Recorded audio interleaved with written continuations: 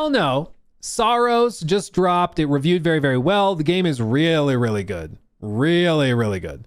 But of course, IGN had to come out swinging with a 7 out of 10 because they're IGN. LOL. The memes write themselves. You can see like there were a bunch of outlets that gave it 10s, 9.5s, 9s, even 8.5s, but IGN came in at a 7. And this kickstarted another round of drama, naturally, as always happens. And there's even been some memeing done by some people notable to the game, such as Raul himself, who of course is the likeness and actor behind Arjun in the game. He went on Alana Pierce's stream, or a video, I think it was a stream, and was wearing the IGN 7 out of 10 shirt, which is a little funny.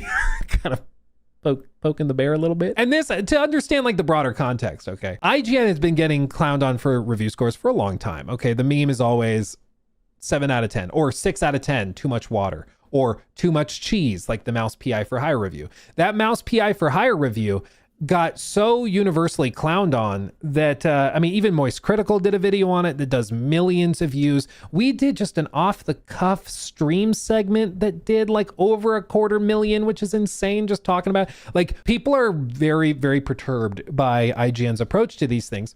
And I think it's compounded by the fact that they pretty consistently, as an outlet, when you review something, you're effectively like sort of picking winners and losers. Like, you're picking, this game is really good, this game is really bad. And when you have a platform like IGN does, one of the biggest just websites in all of gaming, their YouTube channel alone has almost 20 million subs, not to mention, you know, they have IGN like France or Spain or whatever, IGN Japan, like they have all different branches of it. It's huge. Okay. So when the IGN gives a game a bad score, that can have, or at least in years past, that can have a pretty major impact on stuff. For example, when they reviewed Crimson Desert and gave it a poor score, that compounded with other scores from classical media outlets caused like the stock price of the company to plummet by 30%. Turns out people really like the game, and that stock price fully recovered and is on the way up even further now and sold 5 million plus copies and has done very, very well. So it turns out they didn't really need IGN, but the point is, like, classical media outlets tend to just look back to other classical media outlets for guidance. And so you see like investors looking to it, and they put a lot of weight into it, which is why I would say IGN should be held to a higher standard than like YouTubers and streamers, not a lower one, even though everybody kind of holds them to a lower standard because the jokes are the jokes and the memes are the memes. You know, it's IGN. You can't spell ignorance without IGN, you know.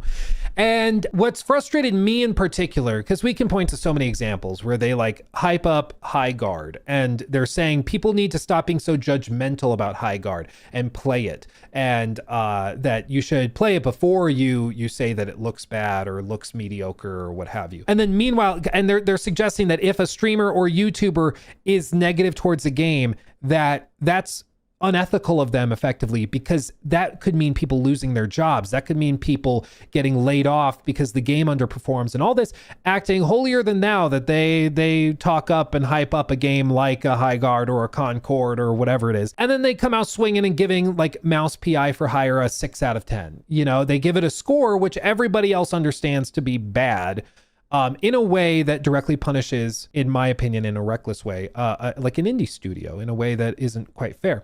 So this has kickstarted a whole debate and discussion. What is interesting is that Mitchell Saltzman, who is the senior producer and does guides at IGN, so somebody within the organization, tweeted out this, genuinely asking, what can we do to make it even more, or make it even more explicitly clear what a 7 means on our scale? Because you can see, I think IGN sees a 7 as it's not a bad game, but it's not great either, just calling it average / mediocre, compared to what they put on their videos where they say 7 out of 10, it's good. Here's what I'm gonna say, okay? Because the meme is 7 out of 10 is what IGN does, both to like sit on the fence, to not say it's bad, not say it's good, just 7 out of 10, you can't be mad at us. You know, that's kind of the meme. And then the other meme is that they'll hype up like bad games and then they'll badmouth good games, because, you know, insert game journalist meme here, game journalist bad at games, stuck on Cuphead tutorial, blah, blah, blah. Like all the memes we all know about. From my perspective, with this stuff, you are trying to toe a line between what the audience is going to understand your review score to mean and what you mean.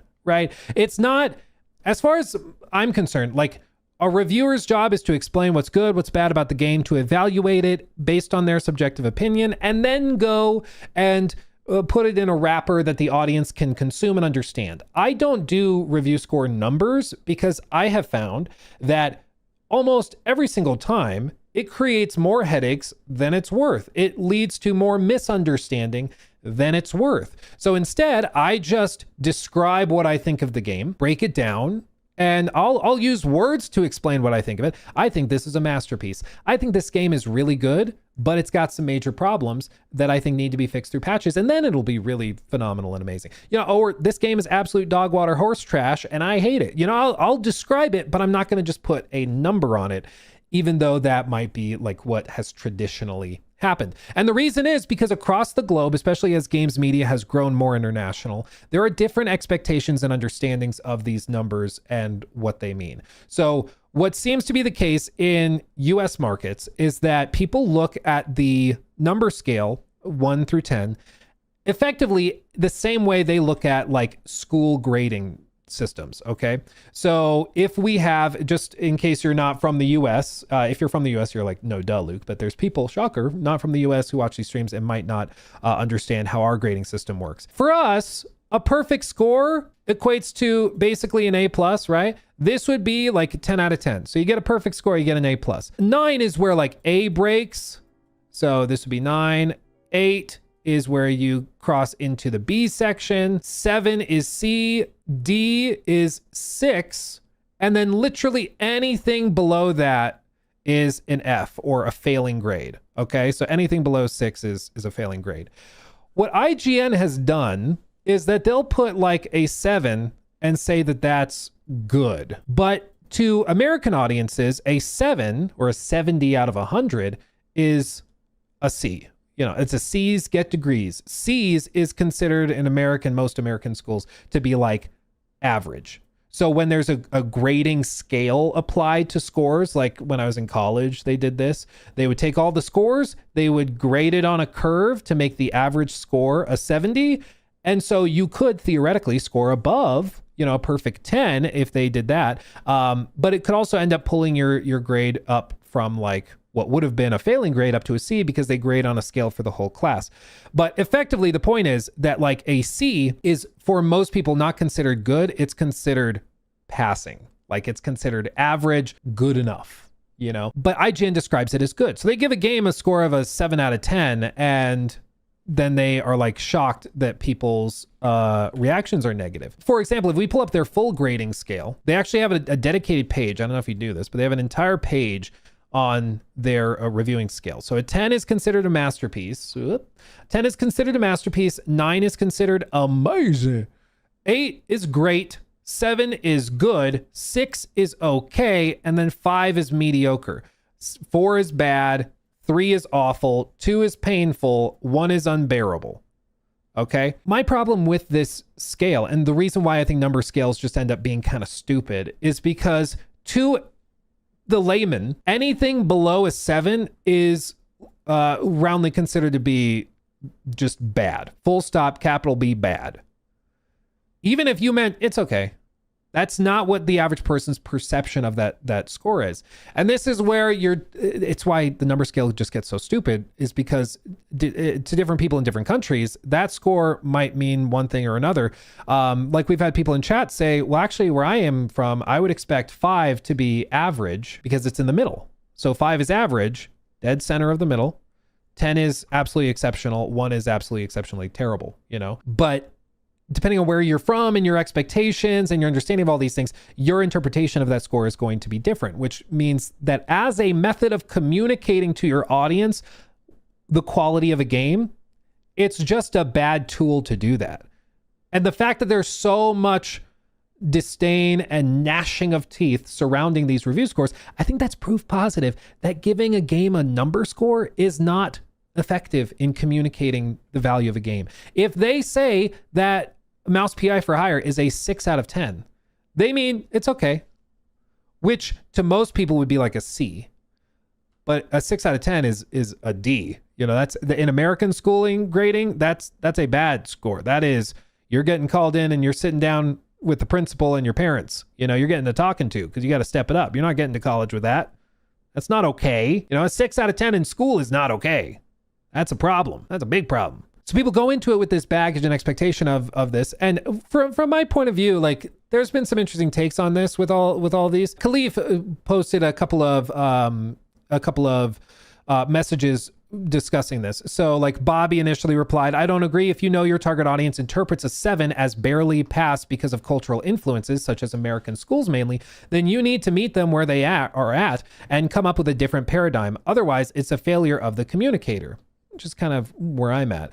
Khalif says, if I tell you a 7 is good, which describes something as positive, and you interpret that as a negative, that isn't on the communicator. That is on the person processing the information incorrectly or through a negative biased prism. At some point, you either want to believe that person or you don't know what words mean. This response isn't a dunk on the take either way. And also said, to be fair, everything you need to know is both in the graphic score and especially in the written reviews. The audience is going to have to meet you at least halfway to understand what a 7 is. And most times, once people have made up their own mind, they come to a reviewer for validation, then wind up mad when it doesn't meet it. IGN has clearly stated their rubric, and the audience just doesn't like that rubric and forgets that multiple reviewers also are coming to the content from different angles. From my point of view, again, like the point of a review is to communicate to the audience, which it sounds like we agree on, communicate to the audience what the reviewer's perspective is on the game. But for me, my approach, just I guess editorially, has been that perception and reality are two kind of distinct things. And whether you like it or not, you got to deal with the perceived reality, because that's what people are making decisions and concluding based on. So if everybody's interpretation of an IGN 6 out of 10 review is that their interpretation is that IGN is giving it a bad score, that's what you're dealing with. Even if you're like, no, that actually, according to my rubric, is a good game or a fine game, an okay game. Even if you have to correct it, the fact that you have to go in and try to correct it and play catch up shows that wasn't an effectively communicated point. And whether that's fair because the audience has biases or what, I think just it doesn't really matter. It doesn't really matter. Whatever the reason is for people misunderstanding what you were trying to communicate, as the communicator, especially that has a massive platform, you need to take it upon yourself to be like, why are people misunderstanding what I'm trying to tell them about the game? Why are they misunderstanding that? Maybe it's the scoring system. And even though we do have it written out, do you really think the average person out there that's dunking on IGN is going to go search up what their exact rubric is to determine what the definition of their... No. If I was on the editorial staff of IGN, I would be adjusting the rubric to be more in line with what people interpret the rubric is already meaning, which is that if you give a game a number score, because this is the other piece of it too. These aggregators get tossed in specifically, like we saw here with everybody else. Games Radar could have a different rubric than Gaming Bolt, than Game Spew, which is a hilarious name, than VGC, you know, and then some of these guys are also doing a 5-star system. Some maniacs are doing a 4-star system instead of a 1 out of 10 score. And so Metacritic has to go and convert that, which causes all sorts of problems because a game can receive like 3 out of 5 stars, which people would understand to be like, it's good. Not great, but not amazing, but it's good. But when you convert that to an out of 10 scale, it goes to 6 out of 10, which most people interpret to be bad, or subpar, you know, sub-average. And so I think that that's just, at the end of the day, the number is what people are looking at. And they're interpreting that number based on, yes, their biases, yes, preconceived notions of what those scores mean, influenced by their education, by schools, what have you. But that's what you're dealing with. Like, you can complain that that's how people interpret it, but that's what people are doing. That's how it's interpreted. So when people see a 7 out of 10, they are thinking this is just average. They aren't interpreting this based on the rubric. Okay, so 7, let me check the spreadsheet. Okay, it's good. So time well spent. Could it be better? Absolutely. Maybe lacks ambition. Few technical bumps along the road. Too repetitive, but we came away from it happy. Okay, yeah, so that sounds like Saros. Nobody's doing that. Nobody's doing that. They're just saying a 7, which for a lot of people, especially in the US, they're going through the filter of 7 out of 10. That's a C. C is just like passing, which is anybody going to say Saros is just passing? Like, no, it's at the very least, pretty damn good, which the reviewer, I think, would agree with, which is why they gave it. My point is the grading rubric is skewed down further than it should be. Because to most people, anything from here on down is really bad. And honestly, does anybody care about a distinction between 1, 2, 3, 4, and 5? Like, I think maybe you say 1 is for games that just don't boot. You know, it's literally a broken game. You can't play it. I think, but beyond that, what takes something from a 1 to a 2? What takes something from a 2 to a 3? Does anybody care? I don't think so. Like, and this is just, again, why the grading system is stupid in general. Like the 1 out of 10 grading system is just kind of dumb, but it's because it's built around, at least in American schools, it's built around core competency. In order to pass, they don't want you to get half the questions right on a quiz on a given subject to be passing. To pass and demonstrate you have an understanding of it, you need to get a good majority of the questions right. Say 7 out of 10. You can miss a few here and there, but you need to get the majority right, you know? And then if you're taking another quiz and you want to be truly exceptional, you've got to get every question right. Love it or hate it, that's the expectation people have. So this has, of course, kickstarted the debate further. Mitchell followed it up. This sparked some good discussion that I enjoyed reading on top of a bunch of attacks out of nowhere. LOL. I wish we had a good answer. I hear what people are saying, though, about the school system training us to think 7 equals C, which equals average, which I thought was understood and expected. But that, I think, is where a lot of IGN's problems come from. I think, honestly, if they just skewed this whole scale up by a point, so 7 becomes okay, 8 becomes good, 9 becomes great / amazing, because I mean, great and amazing are close enough. You can even like kind of squish these where, 8 becomes good, which is, I think, again, what most people expect it to be. Or it's like anywhere from 75 to 80 becomes good, and then 80 to 90 is great, 90 to 95 is amazing, 95 plus is masterpiece level. That works. But again, my general approach would be like, just get rid of the number scoring system, because I think it does way more harm than good, honestly. We've seen so many stories of companies that have like bonuses tied to Metacritic scores, and you'll play a game and you see somebody like with Crimson Desert, that one group that gave it a 4 out of 10 or 4.5 out of 10. The idea that you're going to play Crimson Desert, and even if you like don't connect with the open world, even if you don't connect with like boss fights or something, to give that a 4 out of 10 is insane. Like, that's insane. That's at the point where I don't think you're engaging in good faith, and I am permanently ignoring your opinion. Okay, like, it's just, I'm not dealing. I think you're trying to farm outrage clicks. You know, I'm not taking you seriously. What I will say is that this behavior we've seen over the last, I think 6 months especially, but it's been going on for a couple of years as well. There seems to be a broader distrust of games media that has grown more severe in recent years, which is why I think you've seen lashing out a good number of times, where you'll see like people from these media outlets that get very impassioned because they're raging against a YouTuber or a streamer that called them out or said their review sucked or something. And it's as my brother Jacob put it kind of comes off as like the death throes, the death rattle of a dying media.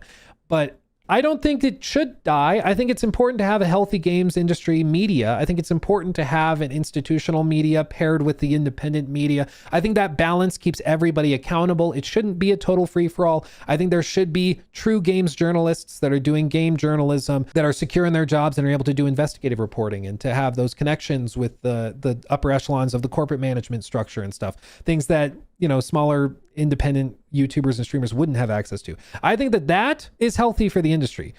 They should be held to a higher standard, and they should deliver a higher standard of content and of coverage. The problem is most people, and the reason why I think these outlets have seen a broader drop in their trust with their audiences, they've seen their audiences plummet.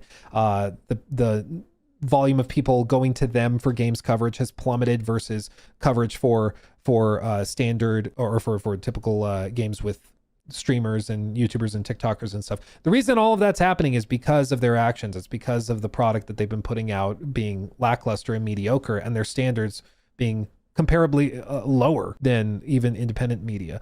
And we pointed out numerous times, there's a bunch of examples we could look at, whether it's the Star Wars Outlaws capture footage where they were capturing footage in such poor quality that people thought it was the game, and it turns out it was just IGN's crappy capture. Similarly, there were other things with like Arc Raiders where they're doing coverage of this like fairly independent, even though Embark wasn't really truly an indie studio, but you get what I mean? Like they're a smaller team. They're not EA or something, and they're coming out with their own extraction shooter, and they give out this preview from like a contracted writer who has like captured all of the footage on a potato, and the quality is abysmal to the point where if one of my team members brought me that video and said, hey, should we post this? I would be seriously considering whether they should be employed anymore, because the quality was so poor that it would be, I couldn't even fathom thinking that was passable. But they've done this stuff for years where they put out laughably poor quality products, and then they're frustrated that people don't take them seriously.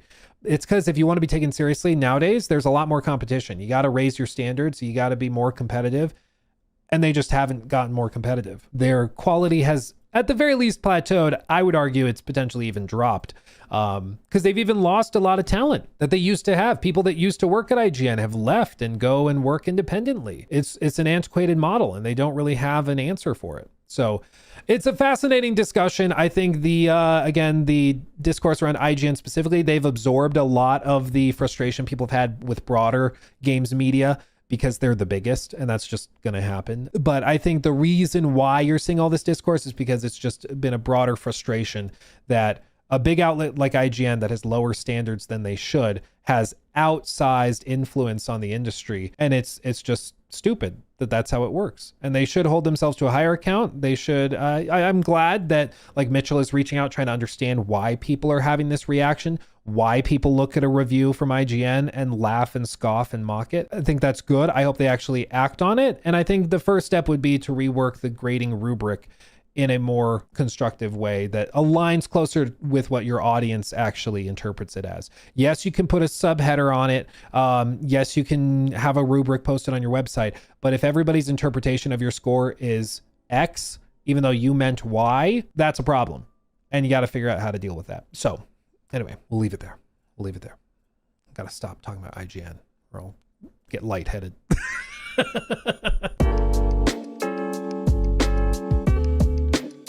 He took my thing.